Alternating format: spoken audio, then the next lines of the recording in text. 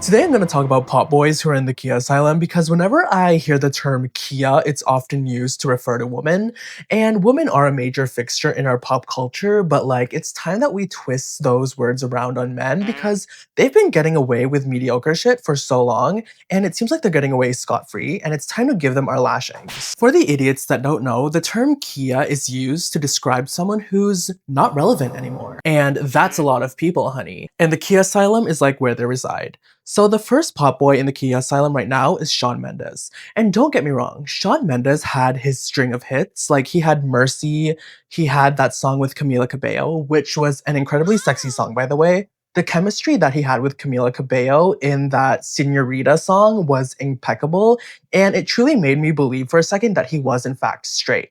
Now, after that string of hits, he just managed to fade into irrelevancy. Like, he hasn't made a good pop album since 2020. He just faded off after that. Like, where is he now? No one cares. Shawn Mendes had hits, but he never really had an artistic identity, if that makes any sense. He was just another boy who made love songs, and how is that really different from anyone else creating love songs, right? I think that the label executives were trying to position him as this wholesome version of Justin Bieber, but we don't want wholesome. We want sexy from our male pop stars. Like, come on. And he doesn't really have the cultural cachet to maintain relevance in the culture. We did have some investment in his relationship with Camila Cabello and other internet dramas, but at the end of the day, we don't really care. What we do care about is whether or not he's gay. I think he needs to figure that out and say it in a song or something, because that is clearly the only way that he's only gonna get his audience back, because we don't care about his heterosexual relationships and that stuff. No, we wanna know whether he's a fruit or not. Shawn Mendes, blink twice if you're gay, and maybe we'll like you again. The next pop boy in the Khia Asylum is Jason Derulo.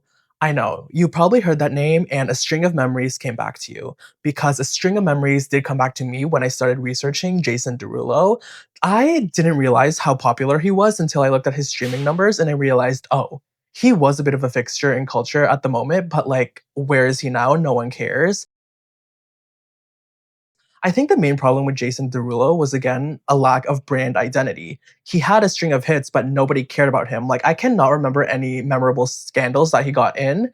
And I think that's the reason why nobody likes him anymore, because he doesn't really have any personal brand, just like Shawn Mendes. I think that there's a common denominator here that if you can't brand yourself as a specific type of person or a specific type of artist, you're gonna fail eventually. You can't just make hits and expect to have an enduring career. Like, he came up on my For You page a couple of years ago, and that's when I realized, oh, he's in the struggle bus, honey. Because if you're doing TikToks with a bunch of other irrelevant TikTokers, that just proves your own irrelevance. Like, why are you making TikToks with other people that aren't even on your level? So regardless, he's a Khia, like you all know. This next artist in the Khia Asylum pains me to say because I loved him so much, and this is Justin Timberlake. Justin Timberlake is so fine, girls, and his music was genuinely amazing. He had this pop R&B fusion, and his collaborations with Timbaland were excellent. Like, he genuinely made good music while also being a relevant cultural fixture. Like, his time in NSYNC and his like scandals with Britney Spears or whatever managed to make him a very interesting figure in the public eye. But recently, his music output has literally been garbage. Like, I don't know why. I think that the main reason why is this pivot from his bad boy image to being this like wife guy, healthy, spiritual person. That transition from being a bad boy to suddenly being this like mater of good actions is what leads to a lot of downfall for a lot of artists. Justin Timberlake just had this effortless swagger to him, similar to Justin Bieber, that made him such a captivating person, and he genuinely made good songs. We want Rock Your Body. We want Sexy Back and Mirrors. Mirrors is one of the best songs ever made. And unfortunately, his swagger just disappeared. I don't know what happened between his gap from 2013 to I think his newest album in 2020, but something in there made him way more boring, and I think he needs to go back to actual producers that can get him to really push himself to create interesting music again. Like, you can talk about your spiritual evolution or whatever while simultaneously making it interesting to listen to. Like, you don't have to be boring just because you're healthy now. You can just make something interesting. Just make something interesting. Okay, I want to talk about the one-hit wonders because there are a lot of pop boys that were one-hit wonders, especially in the 2010s. And the main like victim of the one-hit wonder curse is Robin Thicke. Do you remember his Blurred Lines video? I visibly remember watching that at a very inappropriate age because I shouldn't have been watching naked ladies dancing on a screen as young as I was, but like I did anyway, and it caused a lot of discourse online. I remember that. I remember talking with my classmates about that music video, and I know that I damn well shouldn't have been doing that. I think the only reason why the song actually became a hit in the first place was because of the music video. It wasn't actually that good of a song, and I think that because nudity was so like new on the internet at the time, it caused a major scandal. I genuinely think that the music video and the discourse surrounding it was what skyrocketed it to popularity in the first place. And since then, we have not heard from Robin Thicke. I remember he got into a scandal because he cheated on his wife or something, but then again, like, we don't give a shit because it's Robin Thicke. Like, who cares? He's no Justin Bieber. I think that he was meant to be positioned as like this older version of Justin Bieber, this like bad boy persona, while tailoring to maybe an older demographic because wasn't Robin Thicke old? Maybe I'm just making that stuff up. I don't know. He looked old in the music video. And yeah, I know that he cheated on his wife, so he probably was old. But like, whatever. He was a one-hit wonder. He never managed to come back from his career, which made me think that he never really had much talent to begin with. The next one-hit wonder was like a pop boy duo, Nico and Vinz. Do you remember the song Am I Wrong? The song that like polluted the radios at the time. I always hated that song and it was inescapable. I don't know how much the label paid in order to promote this terrible, terrible song, but it was promoted nonetheless. And I didn't come back to it until like 2 years ago when I heard it like on one of my playlists.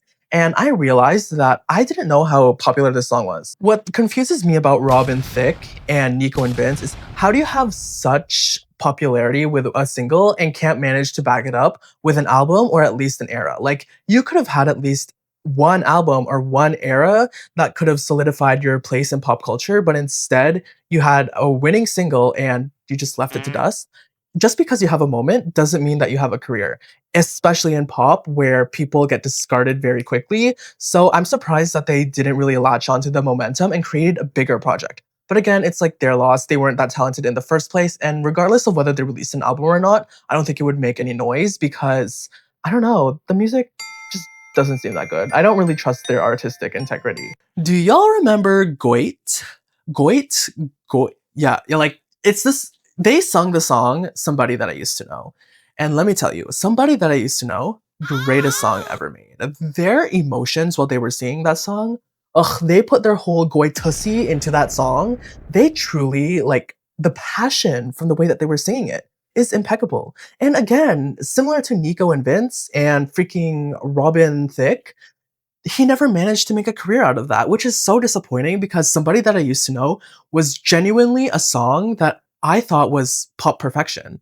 Like, I would have liked another Goat album because there was something there that wasn't pursued, and that's really disappointing for me. Now, I want to talk about the new pop stars that are rising in like the 2020s because there hasn't been that many prospects. Today, I want to talk about like Alex Warren, Sombr, Teddy Swims, and who's that one Mormon? Benson Boone. Benson Boone, yeah. Those are like the four prominent pop boys that have risen over the past, I don't know, 5 years. And let me tell you something. They are not good. They are garbage. I don't know what kind of label approved of signing them on, but okay, well, I'll get to Sombr in a bit. But like Alex Warren, Benson Boone, and Teddy Swims, immediately no. Teddy Swims gives me divorced to dad music. Like, his wife left him. He is a bum living in a trailer truck, and he's trying to make music to get by and to try and win his wife back due to his bad decisions. That's the type of artist Teddy Swims is to me. And although he has an amazing voice, his music just does not cater to my taste at all. Like, it's too masculine. It's too masculine. I need something feminine. I need something feminine and girly. And Teddy Swims is just not giving it to me. Like, I can appreciate his artistry, but I'm just not the target demographic. Alex Warren, like this Swiftologist, he's a YouTuber, said it best. He makes mega church music. Alex Warren, I don't really know how he penetrated into the mainstream, given that the music is not that good. And finally, Benson Boone. I have a lot of issues with Benson Boone because Benson Boone could have had it all. It's just that his branding as a Mormon and his Mormon background, I think, is prohibiting him. Like, if I were to describe him, he would be the male version of JoJo Siwa. Benson Boone makes music for Disney adults. That's all I have to say about that. which is so unfortunate because he has the charisma, I guess, to actually become a major pop star. But I think, again, his background as like a Mormon and those Mormon values are prohibiting him from taking that leap to creating actual pop music that everyone can enjoy, not just a certain sector of people. You know, I think the only promising pop boy out of the bunch is Sombr. I actually quite like Sombr. I know that like a lot of gay people and like a lot of people on the internet hate him, but I actually see something promising there. Like he has this pop rock fusion that I find interesting. I listened to his album and I quite liked it. His vocal mixing, this rock pop fusion is interesting to listen to. And I think that he has some capabilities as a lyricist.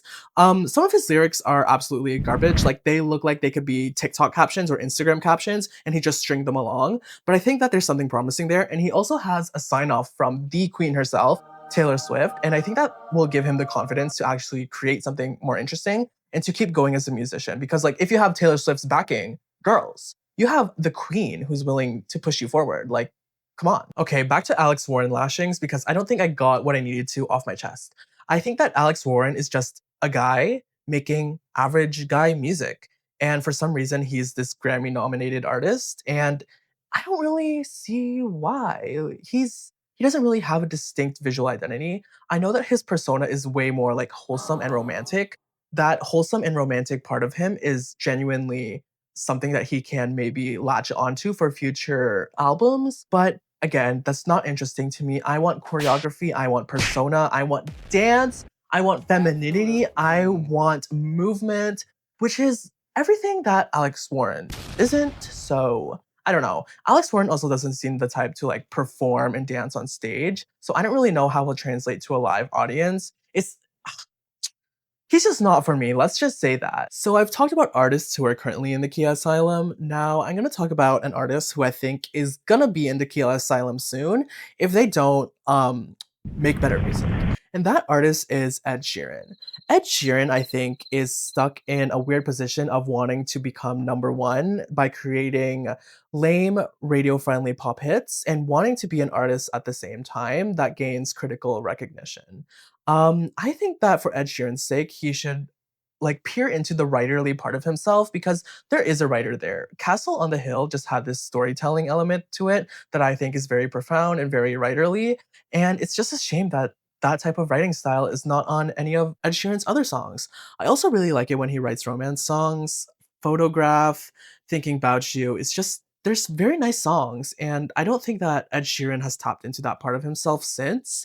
And I think that if he wants to have an actual lasting career, he needs to really dive deep into why he created songs in the first place and to just create something more artistic because as of right now, he's clearly just trying to chase after a radio number one. Yeah, it just seems very lame to me.